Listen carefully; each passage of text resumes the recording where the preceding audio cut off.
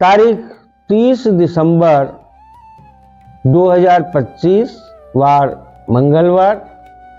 आज दशमी और एकादशी दोनों तिथियां एक साथ हैं।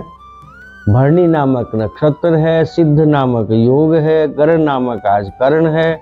आज का सूर्योदय 7:19 पे होगा और सूर्यास्त सायं 5:39 पे होगा। चंद्रमा संपूर्ण दिवारात्रि मेष राशि में रहेंगे।